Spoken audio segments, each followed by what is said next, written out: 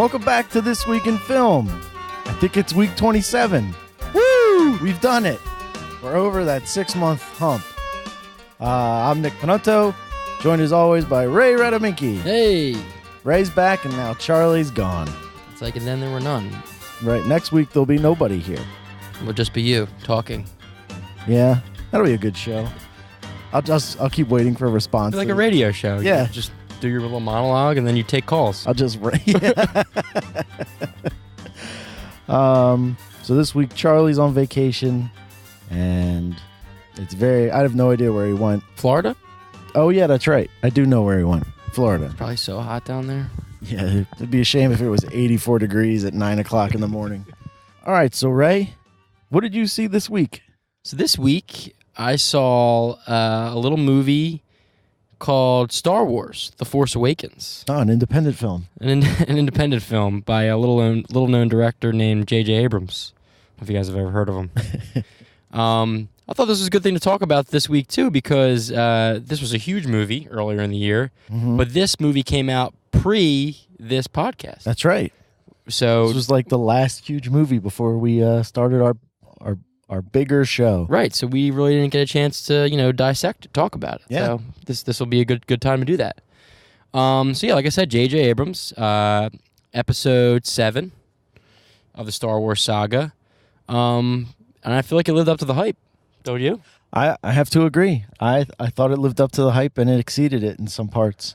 Yeah, I mean, obviously the story was very similar to A New Hope. Yeah, almost beat for beat. Right. But I mean, but it was done. I'm sorry, it's you. Okay, no, we can talk about it together. No, you first. I mean, yeah, you had all the new characters. You have all the new characters. Some of the old characters. Literally. Yeah, literally. And no, I thought they hit every note right, and it was an awesome movie. It was great to watch it again because I saw it opening day when it came out in an IMAX theater, like full of people, and it was just you had the rush of seeing it for the first time, and you really didn't get a chance to watch it thoroughly. Yeah. So this time was a little better. I got to listen to what people were saying a little more, and getting a little knickknacks of the story, kind of let you nitpick it a little bit more too. Like a couple things I were confused by or had some problems with. But overall, like I said, it definitely lived up to the hype, and it was a great sequel to start of the new Star Wars saga. Yeah, I've only seen it the one time, and that was in theaters. I've been meaning to watch it again. It's just difficult to find the time. Right. But I did watch that opening sequence again where, was it Finn? No. Who's the dude that flies the X-Wing? Poe Dameron. Poe Dameron, where he does who starts? Do I start? Right. That whole opening sequence is perfect. And it's again, beat for beat, A New Hope, where, everything. I want to see the YouTube video where someone lines up all the they do that? They did that? No, I didn't realize that. Oh, I'm sure someone has done it. Oh. We should do it first. Yeah, we should. Where someone just lays the two movies on top of each other and see just how it seems on pretty point simple. they are. I mean, even Darth Vader and Kylo Ren's reveals they both just make a great entrance. The same type of way, yeah. And it's a fun movie. It's definitely. a fun movie to watch. The action is compelling and meaningful to the story. There are no Senate debates. Right. Which I feel like is a negative. There's not enough talk about compromise or contracts and intergalactic trade disputes. But all of the characters are meaningful to the story. And in this day and age of franchise building, you don't get the sense of, there's not, this movie isn't really about the next movie until later in the story. Right. Or episode 8, everyone knows episode 8 is coming, but the movie isn't about getting to episode 8. Right. It's its own central story. Yeah. And I loved all the new most of the new characters, especially Rey, I thought was the best, specifically because her name is... Oh, yeah. I never thought of that. Her name is very similar to mine. She spells it with an E, though. I spell it with an A. Oh man, That's neither here nor there. oh, But the one question that I had, and maybe you could answer this, but like I know you said you only saw it the one time, but so Finn, who is the rogue stormtrooper, right. reveals in the very beginning of the film that he doesn't have a name. His name's like FN 2187. Yeah. And Poe Dameron gives him the name of Finn. So, yeah. Oh, I thought he just made it up. No, he goes, I'm going to call you Finn. Oh, okay. He's like, yeah, I like that. Okay. So my question is, like, these stormtroopers, like, they're just brought up as like numbers?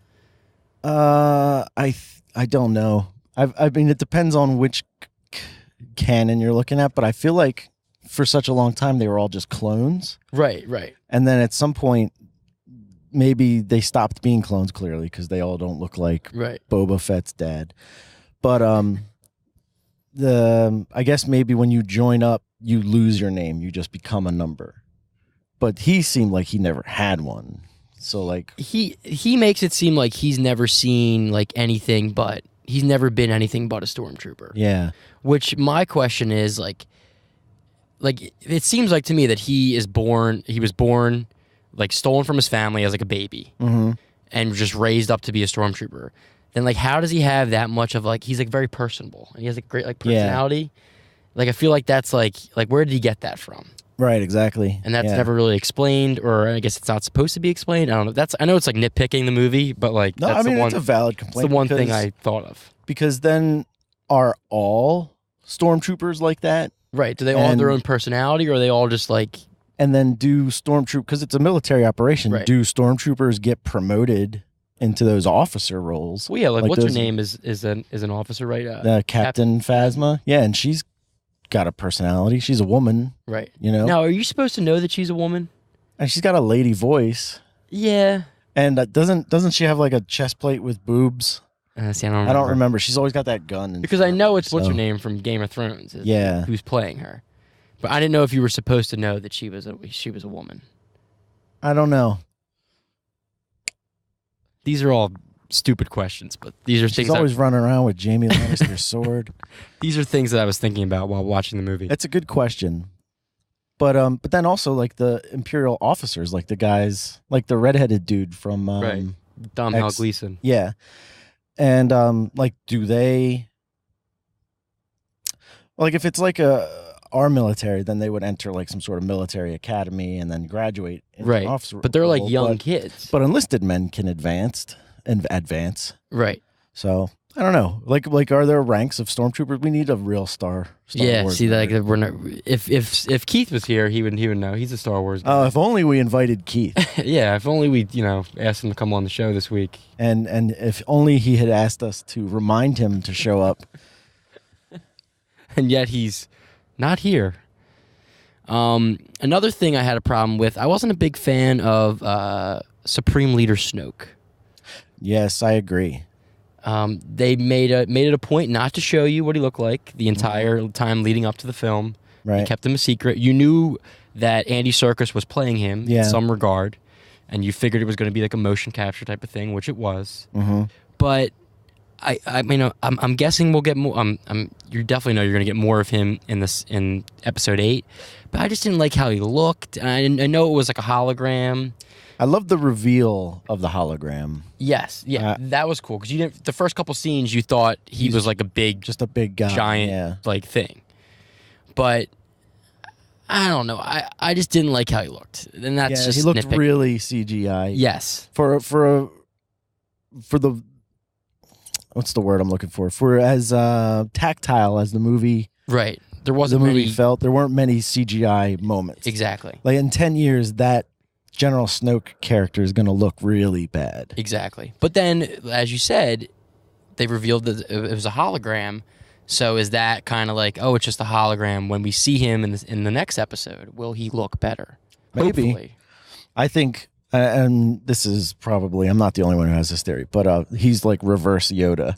He's evil Yoda. Like Gotcha. we're gonna go wherever he is. Right. That's the sound of the studio.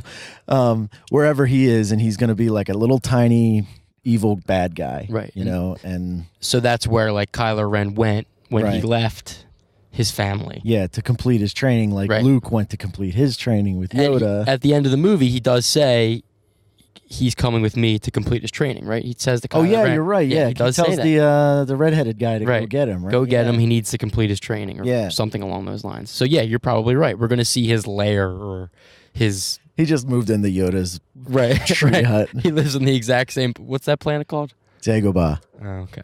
Yeah, the little swamp planet. Yeah. So yeah, those were a couple things. Like I said, when you first watch the movie, you're just in awe. That's a new Star Wars movie, and that it's great, it's exciting. Everybody in the theater's clapping, and then when you get a chance to watch it by yourself in quiet sense, I got to see some stuff. I had some questions about things, and nitpick a few things. But like I said, overall, I thought it was awesome, and it lived up to everything that I expected. And I'm really excited for Rogue One, Yeah. which looks really good. Yeah, me too. It does look good. It's disconcerting to hear that they're still working on it. Right. Like they're reshooting half of it with 2 months to go. Yeah. But it looks great. Yeah. So. It just has that real, that used look to it, like a Yeah, universe which I that's like. been lived in, like the helmets have dirt on them, Right. kind of a thing. But I agree with you. I'm really looking forward to watching it again, and being able to sit back and watch it rather than when I went and saw it in the theaters. I had this, and it happens a lot with a movie you anticipate a lot. Like, Right. it happens to me with the Marvel movies now, where I really am just waiting for one of them to suck. Where I'm like, they can't keep this up. They can't keep this up, and then it doesn't suck, and then you realize, oh well, now I need to watch it again so I can appreciate it a little more, or not having let it breathe in your mind. Like you said, you just let it. You can take in more. It's Exactly. I guess a better example would be if you're playing a new video game, and the first 10 minutes of the game, you're trying to look at everything rather than just concentrating the on game. what they're showing you. But no, yeah, definitely recommend it if you haven't seen it. If you've been living under a rock for the past 6 months, but yeah, definitely a movie to re-examine. Like we said, if you haven't only seen it once. I'm probably going to end up watching it this weekend. Yeah, now. nice. So then that'll be fun. We'll talk about it again next week. We'll re-examine it. But in keeping with your theme of looking back, Right. I watched Batman v Superman, Dawn of Justice, Ultimate Edition.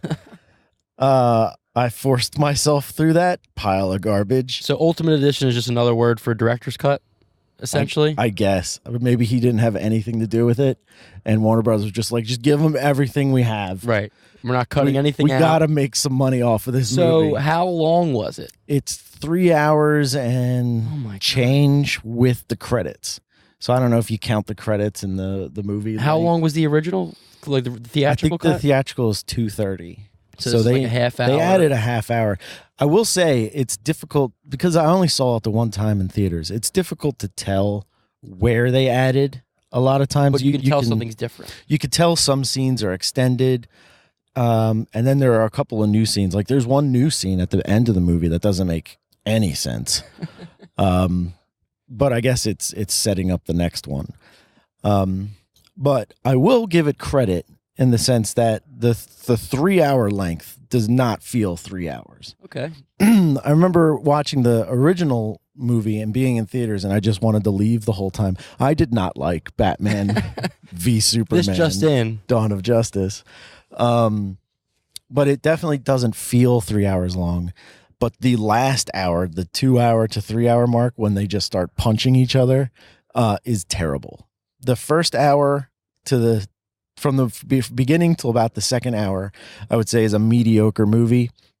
And then it just nosedives when the climax starts. Right, yeah. And then it just gets worse from there. So you weren't with us when we talked about Batman versus Superman. That was during the Tony era. It was. Of You're the show. Correct. But you've seen it. Yes. Okay. So Wait a minute. I think I might have been here for that. were you? I don't remember, but I've seen it. Whatever. Well, whatever. It was terrible. Did you like it? No, I didn't like it at all. It was one of those movies where I think me, you, and Charlie Tony, Keith, we all talked about it before the movie came out, being like, this doesn't look like it's gonna be any good. It's true. Like something about it just looks off. Yeah. And like going into it, we were all optimistic, and then it was exactly what or not exactly, but it disappointed me pretty much. Like I thought it was gonna disappoint me. Yeah, everywhere I thought, like I went in with kind of low expectations, Right? Lowered Same. expectations, and left really disappointed. And watching it again with the lowest of expectations, it did not greatly increase its value to me.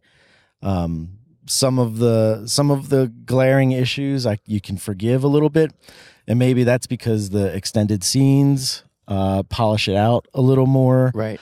Or maybe you just don't expect as much. But the glaring, like the really big problems the movie has, stand out even more on a second viewing.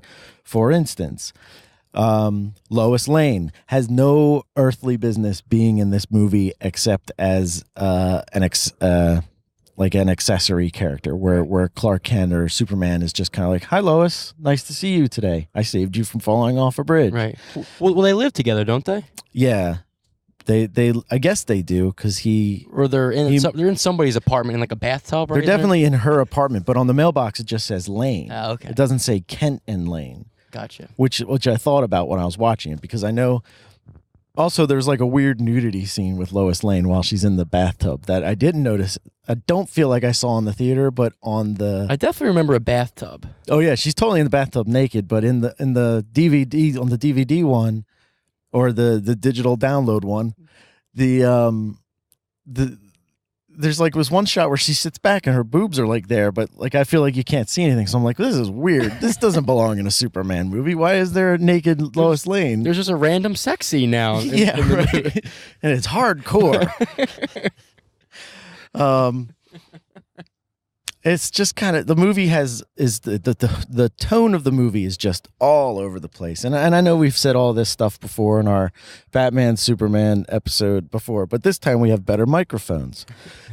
But so Lois Lane is useless in this movie. I feel the same way about Lois Lane in this movie as I did in Man of Steel, where she has no business being there. She's just this character that is there because they feel like, oh, we got to have Lois Lane. Right. She's part of the universe, right, if you will, and they have nothing to do with her. Like every time Lois Lane shows up, you're like, why are you here? The only time it actually makes sense is at the beginning, where she's going to do this interview with a warlord in, I want to say, North Africa or the desert or something, right, like somewhere that. in the desert.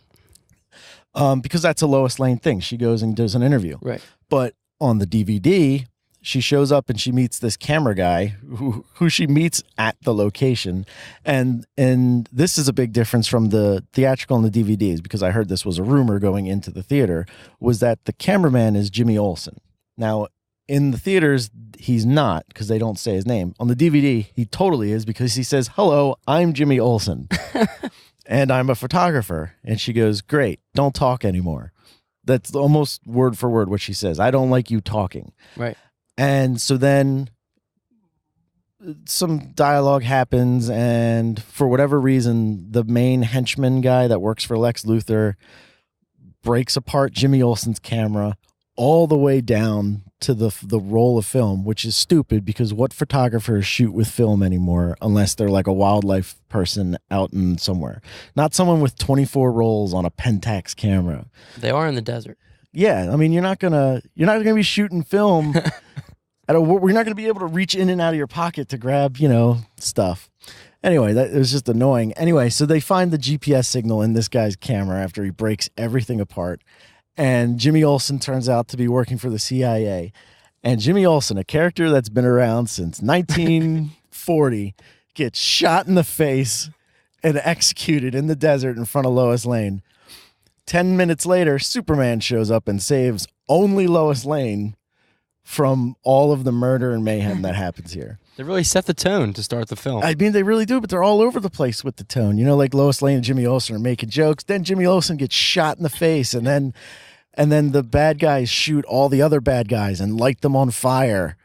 They like burn their bodies. And then Superman shows up, and there's no way he doesn't kill the African warlord when he smashes him through a brick wall. So all of your heroes are dead or murdering each other in this movie for children, I guess. But it's rated R on the DVD. But the DVD's rated R. that's what they say. There's a couple moments where I was thinking, like, why is this rated R? And then there's an extra F note or something. I didn't hear any F word, not like a hard F, at least like in the X-Men movies where they kind of force that in. But but there's like the Lois Lane nudity. There's blood in it this time. Like 'cause sometimes Batman shoots someone in the face and their blood splatters all over the wall because Batman shoots people in the face. And but like I guess the violence is maybe a little heightened.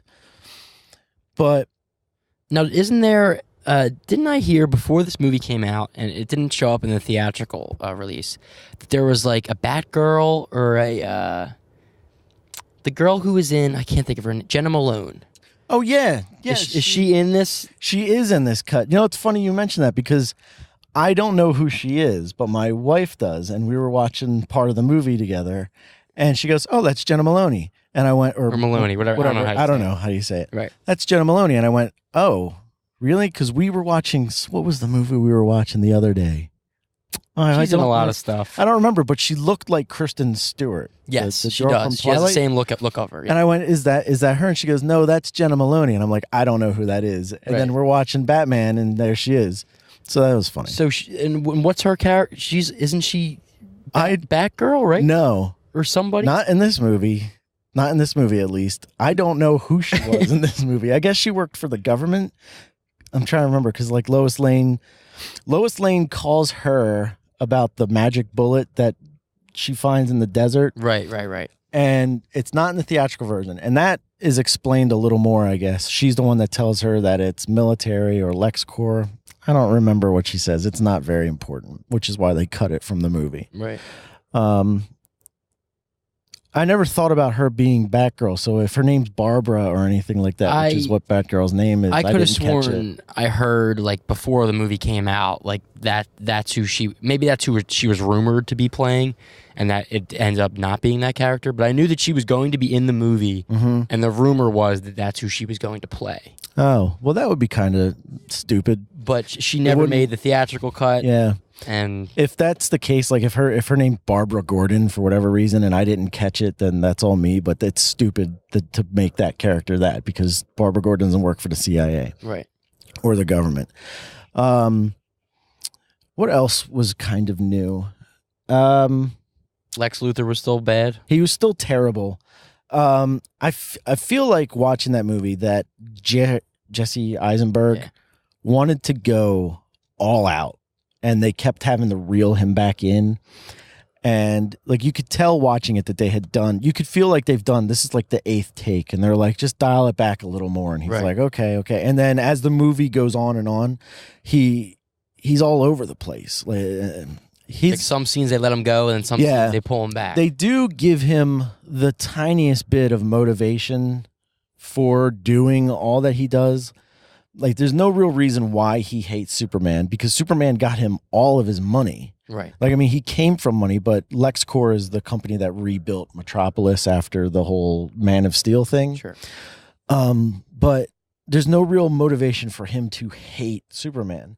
There's definitely no motivation for him to hate Batman, nor is there any reason why he knows who Batman is because he knows Batman is Bruce Wayne. Right. And he knows Clark Kent is Superman. Doesn't reveal that in any way except for when he kidnaps Martha. Oh, that's a whole other issue. Yeah. But that does not make any more sense. And that's still in there. That is still in there, still the same. I think I can't remember, but I feel like they added in a flashback of Bruce Wayne's dead mom and his dad going, Martha. To explain it even more. Right. Like if you didn't catch this. Yeah, that was probably my not main issue, but one of my main issues with the movie was the motivation for them to unite. Yeah. Or one of the main motivations for them to unite. And it was so preposterous. Yeah. It was so bad. That they pick that to be like the main reason. And it was ridiculous. That's the whole second hour is the whole first 30 minutes are Batman fighting Superman. Of the final hour. And Superman goes to confront Lex Luthor for, I forget why. And Lex Luthor says, "Oh, I have your mom." And Superman goes, "Oh no." And he goes, "Yeah, go fight Batman across the river in Gotham City." And you're like, "What? Gotham City is right next to Metropolis?" It's like St. Paul and Minneapolis, Minnesota, Yeah, exactly. or Dallas, Fort Worth, Exactly, right next to each other. right next to each other. And then I started thinking, where in the movie Superman is like hated and loved by people, and I realized that in Metropolis he is loved because they built this statue for him for whatever reason. Right. Like, I mean, it's only been 18 months since he was revealed to the world, and they already built this He's statue, like a religious figure and monument. of some sort. Oh, did they mention that he might be some kind of a god? And that feels like it's even more heavy-handed on the second viewing. But he's like beloved in Metropolis, and the rest of the world doesn't know what to think of him. It's like the Superman. It's like that quote: "The Superman has been found, and he is American." Right. You know, and that's a theme they try to get across. Where when Superman rescues Lois Lane in Africa, the one of the women from the village gives a speech at the UN saying, because of Superman's actions, they killed everyone in our village, including my parents, and I survived. And I'm giving this speech saying Superman needs to be reined in, right? And the Holly Hunter's character in the Senate agrees. She was like, Superman he does good things, but it goes to the Avengers thing where he does good things, but we need to make sure you're doing what we want you to do, kind of a thing. Right. I don't want to get all into the Avengers versus Batman, but at least Avengers had a point. And so anyway, one of the deleted scenes adds to that woman's story, the village person, Right. Where she's lying. LexCorp just hired her to make it all up. Her parents weren't killed or anything like that. She's lying. And then the henchman guy with the sunglasses pushes her under a train. And that's End scene. and then Lex Luthor blows up the Senate. Now, was there any more mentioning of the members of the Justice League? Because that was kind of like No, that is even worse. even more vague. Yeah, no, that's even like, it's just as vague. Like where You see them on the computer. yeah, Bruce Wayne sends Wonder Woman the file with her data Right. on it, because that's why they met at Lex Luthor's party, Right. for whatever reason. And she opens up the file that says metahumans, and inside Lex Luthor has created logos for all of the future Justice League members. And she watches these video clips of all of the Flash, Cyborg, and Aquaman, and then herself doing feats of Right. justice, Being caught in action, basically. Right. And it's a scene that is so ham-fisted into the movie that it really in a movie full of detractions, it goes even beyond in that moment, because it's leading up to the fight with Batman and Superman, and it's just kind of like, here's Wonder Woman on her laptop. And Wonder Woman in the movie at all is terrible. Right. I feel like she's good, but she has about 8 lines. Yeah, the woman who plays her seems like seems like the Wonder Woman movie has some potential. I'm looking forward to that. Yeah. Until this past week when I found out Zack Snyder wrote it. No. I guess he's one of the writers in the movie. Yeah, I mean, they're not getting rid of Zack Snyder. He's got his hands all over this whole universe. It's his. They're putting all their money into him, and he's there. I mean, he's not going anywhere. Ben Affleck is directing the Batman movie, though. Yeah, I got no problems with Ben Affleck's Batman. Right. I feel like the information, the work that Batman was given was terrible, but Ben Affleck as Batman and as Bruce Wayne was quite good. Right. But the one shining moment of the entire movie. But like Wonder Woman just shows up at this. Well, here's the thing: Wonder Woman shows up at this party, but they don't introduce her character in any way. You just know it's her because you know who Wonder Woman is. Exactly. Now that's the opposite of, like, the beginning of the movie is Bruce Wayne watching his parents get murdered again. Right. Which I feel like is unnecessary at this point. Totally unnecessary. Because we've seen Batman's parents die 19 times now. We get it. We know the origin story. You don't need to go into it. Right. But we've never had a Wonder Woman origin story, which we're going to get with her movie, but with Dawn of Justice, the prequel to that movie, which is a sequel to this, even though I think it takes place in World War I, you have to tell us who this woman is. I think they say her name once. Like, hello, Diana, here's a sword that's not real. Right. Like they're in a museum and Bruce Wayne shows up behind her. He goes, it's fake. And she goes, I know. Okay, see you later. Like that was that whole scene. There's so many scenes like that where you could tell they're just like, well, we need Wonder Woman here too, so that when she shows up in the third act, it makes sense. Yeah, it's so ass backwards. It doesn't work. It just doesn't work. It's so ass backwards in the fact that a character that needs no introduction and needs no origin story, like Batman, they throw that in there, and then somebody like Wonder Woman, who maybe not as many people know about or know anything about, they don't give her anything. They just put her in there. Yeah. And the other thing is they never call her Wonder Woman. Right. Even when she's in the outfit. And the thing, she just shows up. When she shows up, it's because Doomsday, don't get me started, although I will. Doomsday shoots down Batman's superplane, and he is getting ready to die and flinches, which is not Batman at all. And Wonder Woman drops down in front of him and blocks his blast with his shield.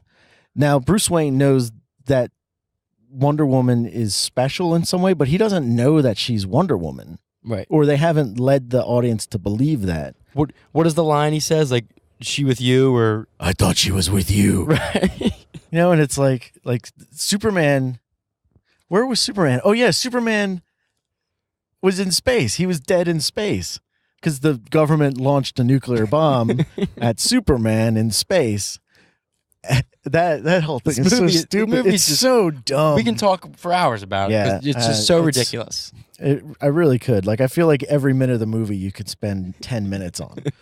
Which leads me to introducing my new podcast, Dawn of Podcast. No. But that should be a show. Like they have the Star Wars Minute. We should just do Superman Minute. But I don't want to watch this movie again. I don't want to see it again. It's really bad. It's not a good story. It's overly violent.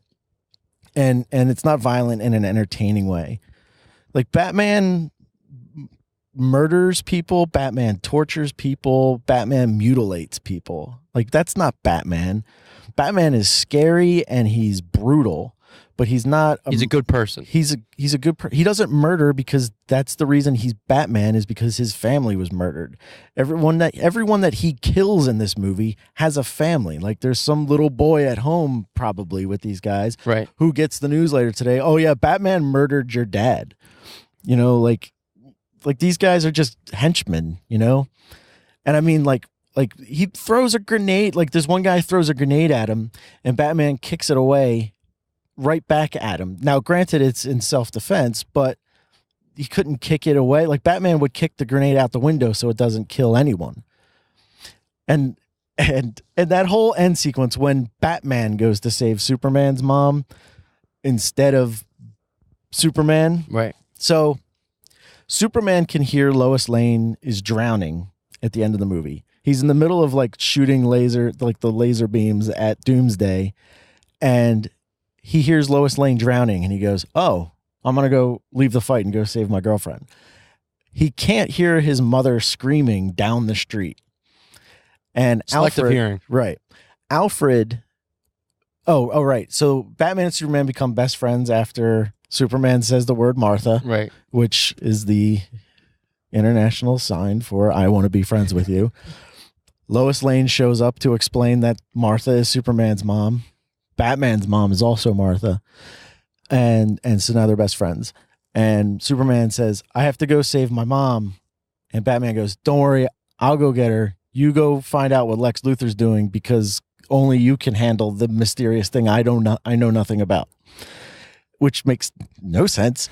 And so Alfred gets in his bat plane, and Alfred says, I was listening in, and I found Superman's mom because of a dude's cell phone. I know it's the guy with sunglasses from the whole movie that's been the henchman that we've been looking for. Right. And Batman goes, okay. He knows exactly where this guy is who's holding a gun to Superman's mom, and decides to take the long way in. Like when you look at it from a tactile point of view, the guy who's holding the gun to Superman's mom's head is the last person that Batman goes after. Last person gets to. Where you think he would go if he's coming through the window next to his mom and take this guy out, then fight everybody else and get her out of the building. It's just so like everything in the movie sounds like they were like, okay, and then he goes into the building and he fights all these guys and then he fights the last guy because that's the boss of the game we'll make. Right. It's almost like a little kid. Yeah. Thought it up. It feels like they were just making the movie adaptation of a video game that doesn't exist. And I feel like the special effects were terrible in the movie too. They weren't very good. That's one of the things, seeing the trailer, like before the movie came out, watching it, like the special effects look weird. Like this doesn't look right. And then you think something's going to be, something's not finished, it's not ready. Yeah. And you see the movie in theaters and you're like, it looks just like I thought it was going to look. It look good. Yeah. It looks, especially when you compare it to, now this is where I'm going to compare it to the Marvel movies. When you saw the Civil War fight where Captain America and Iron Man are fighting each other, they look like two grown men that are like really agile fighting each other. When Batman and Superman are fighting, it's like two old men like just punch and punch. And whereas Captain America, it's like punch, dodge, punch, punch, punch. Right. Like you could feel the fight. Whereas in this fight, it's like, I'm going to punch you really hard. And then he does. And then he walks over. Like Batman, when he's in that giant metal suit, just walks everywhere, which is just boring. It was boring. It just wasn't a good movie, and hopefully they can, fix this. But I hope it doesn't look promising. I really don't know how with even more characters in the Justice League movies. Right. You have more stuff to juggle. Yeah, more things to juggle. You got to bring Superman. Oh yeah, Superman dies. Spoiler alert. They do the death of Superman in the second Superman movie. He dies, and then they spend 20 minutes doing his funeral. Oh, it's so bad. It's so stupid. And then he's alive at the end because she throws the dirt on the grave and it's like floats for like half a frame. And you're like, okay, well, they even spoiled that already. Like, we all know Superman's not dead. Right. He's definitely going to come back. But at least wait till the next movie to be like, oh, wait, he's back. Yeah. Oh, wait, maybe he's not dead. Or how are they going to bring up, no, he's just alive in the coffin. It's just magic. He opens the coffin up, sits up. All right, I'm back. And then I don't know if this part was extended, but remember at the end after they shave Lex Luthor's head for no reason, right? They just needed to do it. We need Lex Luthor to have no hair. Why didn't he just have no hair from the beginning? I don't know. It doesn't make any sense. Like, what prison do you go to and they shave your head? Like at one point during the sequence, they buzz his head like in a haircut similar to what we have, right? And you're like, oh, maybe I don't remember it. And then they cut to it again, and his head has just been bicked, and you're like, why? Just because Lex Luthor has to be bald, his hair's gonna grow back. Not like you shave your head and it's gone. He couldn't have just been bald from the start. Right. We didn't have to talk about his hair at all or mention his hair at all. Or he just has hair. You can just have him have hair. I'm all right with that. Yeah. And the other thing, I'm going to keep going back. You're going to have to cut me off, right? Because I'm going to keep going. So Lex Luthor's character itself, like it starts off, when we first see him, he's like playing basketball, and there's no way Jesse Eisenberg makes that 3-point shot. Absolutely not. There's no way that happens. And he's basically supposed to be like Mark Zuckerberg, I think. Right. Like he's like just a young genius. Yeah. Like, I got all this money, and I invested it well, and... Wait, didn't Jesse Eisenberg play Mark Zuckerberg in another? You're right. Yeah, in another movie. Yeah, you're right. You're totally right. In a much better movie. That character would have been great in this movie. Yeah, just a sociopath. It kind of was a little bit of the same character. Like he kind of drew from that a little bit. I guess a little bit. I mean, Jesse Eisenberg doesn't have the biggest range, but the movies he's good in, it's basically that character. Right. But he starts off as he's just kind of like a quirky guy. Like he talks real fast, and he's like, he's kind of a smooth talker, but he's a geek, and you're like, okay, we're gonna have to take this guy. And he starts off, at least in this version, I was like, oh, why did I hate this character so much? And then like you're slowly like, oh right, oh the writing is terrible for him. So like I feel like whoever wrote the beginning of his stuff got cut off from that, and somebody else started writing his stuff, or they really chopped a lot of it, because at the beginning when he's talking, especially in the extended version, he's talking about where he found the kryptonite, what do they need it for, and I feel like I didn't see any of that stuff before. Where he's talking about if you have a silver bullet and don't use it, at least you had it, and then you don't have to depend on anyone else to take out your monster for you. Right. You know, he's like, at least we'll have it. And that scene I thought was pretty good. And then everything after that makes no sense with his character. Like he just gets access to the General Zod ship, which I could be wrong. I kind of wanted to look it up, but didn't that in Man of Steel, didn't that ship get sucked into the other dimension? Yeah. From the world machine or whatever. Oh, is that what crashed? Because I thought that weren't they flying a giant like or world like engine, like a C5 or something, and the dude from Law and Order smashes it into the plane, and then that's how they kill two of the Zod's guys because they all get sucked into the negative zone. I honestly don't remember. I don't remember. But like I feel like that. Like, why is there this ship on the ground? It's like, and if I'm right, then they just didn't go back and watch their movie and go, "Hey, where'd this ship come from?" But it's so bad.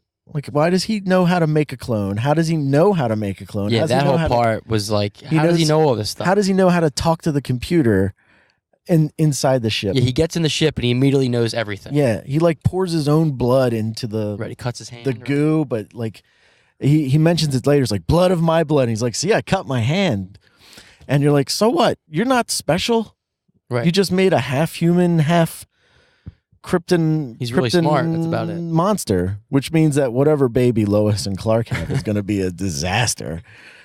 And so he just makes this monster for no reason other than to make a monster because they need an ending to the movie. It's just, I could go on forever and ever. And I will. So the next thing that bothers me now, well, I'll wrap it up. Somebody will watch it again and we'll get to talk more about it. But Ray, Keith isn't here still. But Keith, where are you? We have to answer last week's Ray's Random Request, which was you watched the movie The Lobster. Right. And what was your question?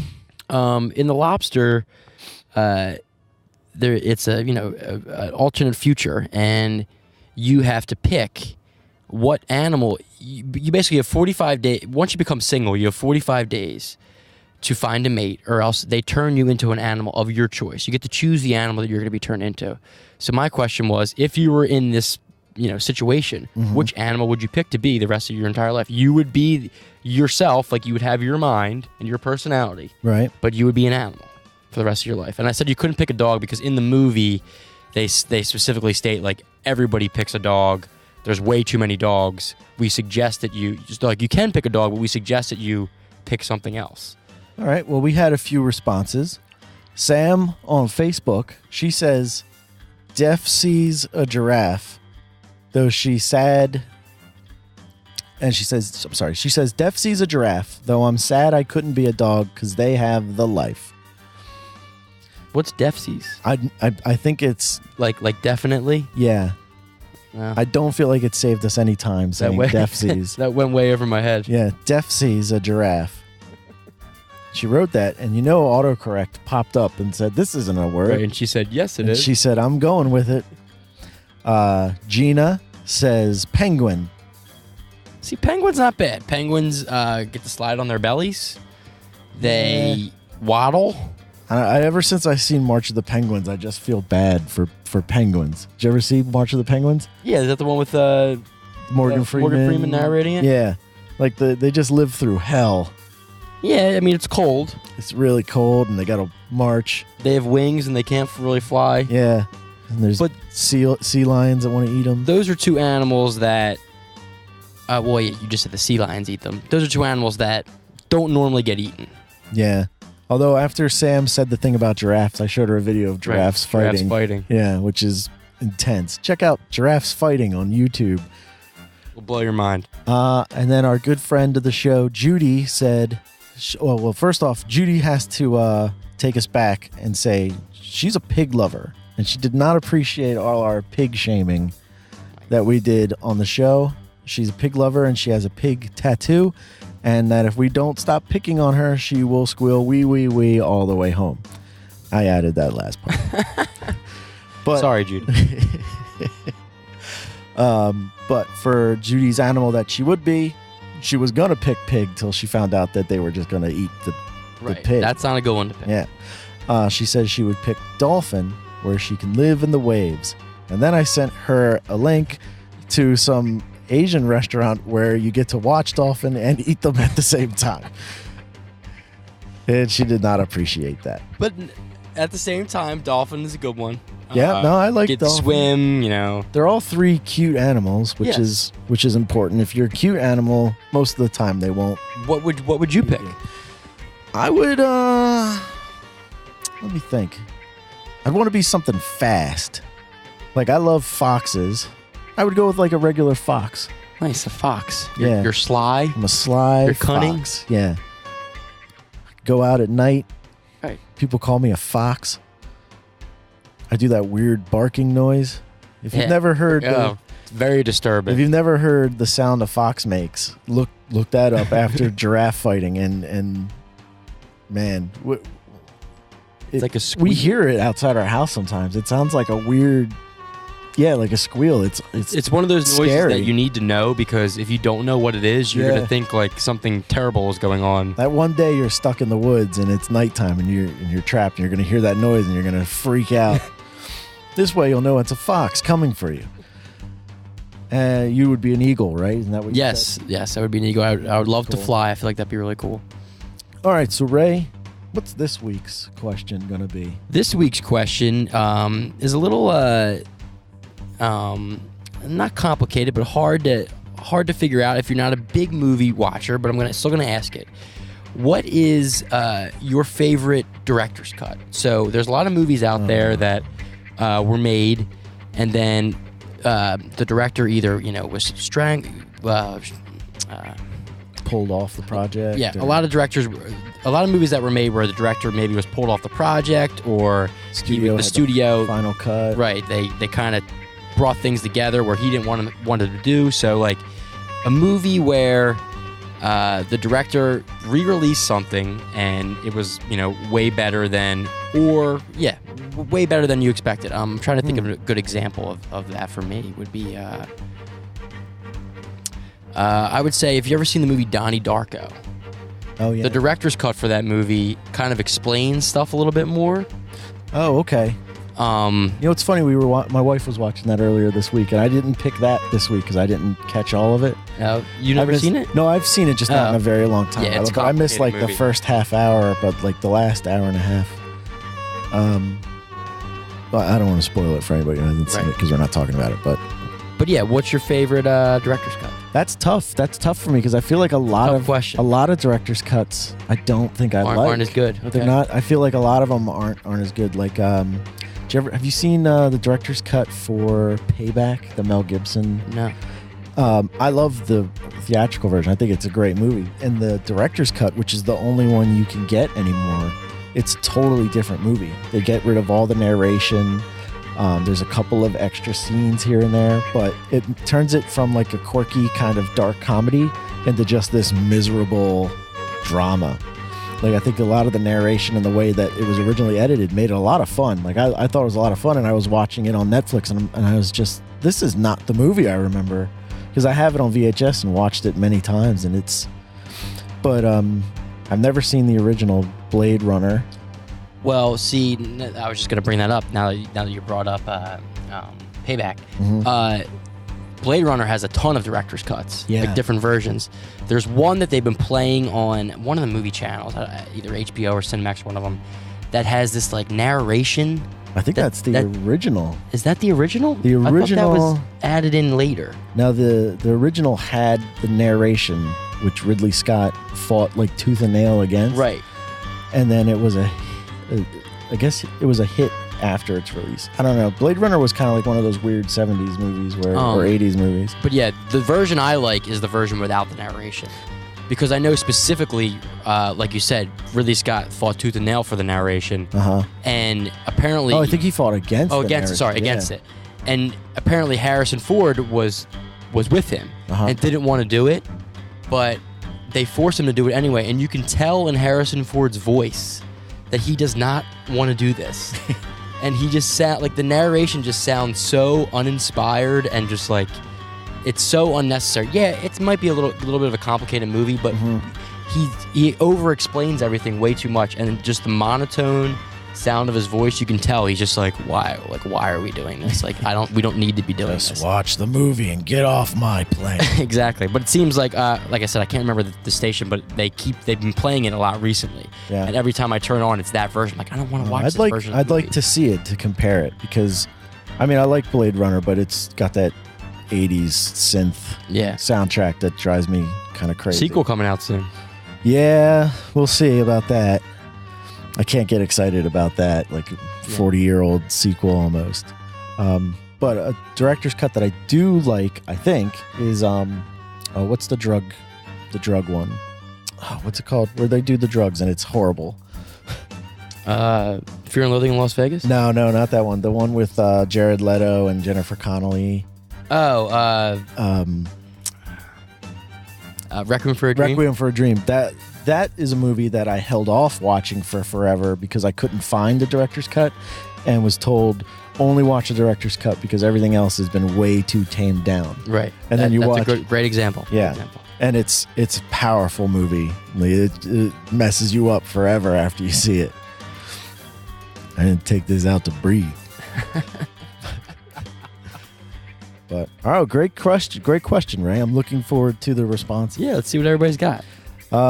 That'll about do it for us this week. If you're listening to us on the Podcast Radio Network, thank you for listening. Thanks. You can find us SoundCloud, iTunes, Facebook, Google Play, Stitcher, Google Plus, Twitter, Stitcher, all the regular places. thisweekinfilmpodcast.com. Yeah, that's right. And thanks to Let's Talk Flicks for the great lead-in this week, and a big thanks to Tipsy Cinema Review for them calling out our show on their show. I give their show 6 salads out of 6.